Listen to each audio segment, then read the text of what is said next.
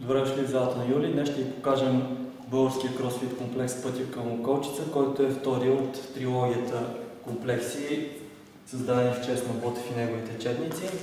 Състои се две упражнения: бърпи върху диск и напад, като имаме следните повторения: 16 бърпита върху диск, последвани от 5 напада за всеки крак, 17 бърпита, последвани от 5 напада, 18, 19 и 20.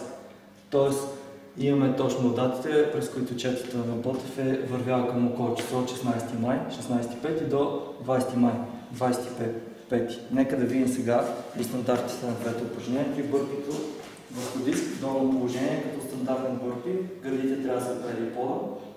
Горно положение, трябва да сте скочили върху диска, да сте заключили колене, таз и да сте плеснали над главата. При нападите държите диска над глава, като в нито един момент от извършването на напада той не се опира до главата ви. Долно положение, колялото на задния крак опира пода. Когато се справите, отново трябва да сте заключили колене и таз. След това повтаряте с другия крак. Това е едно повторение. Имаме общо 5, т.е. по 5 напада на всеки крак. Звучи лесно, но съвсем не е така. Нека да ви покажем първата част. т.е. 16 бърпите и 5 напада, но там вече е аналогично.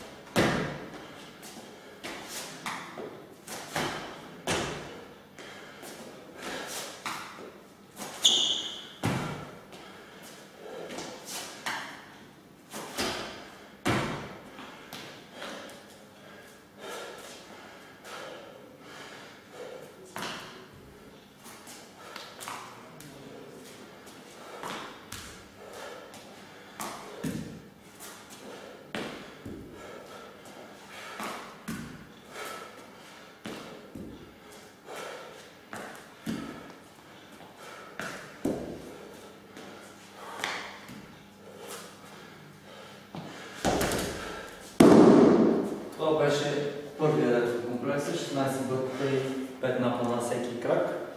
Ако комплексът ви струва труден, може да скалирате, както пише в самата статия. Например, бърпитата да ги правите без лицева опора. Вижте и другите варианти.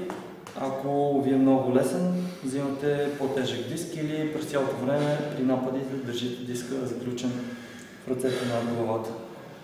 Вижте отново в статията вариантите как да скалирате, както и при упражненията, при какви травми по-време не го правите. И така, това беше втори комплекс от трите за Ботев. Да видим дали ще успеете да го преборите. Довиждане от нас.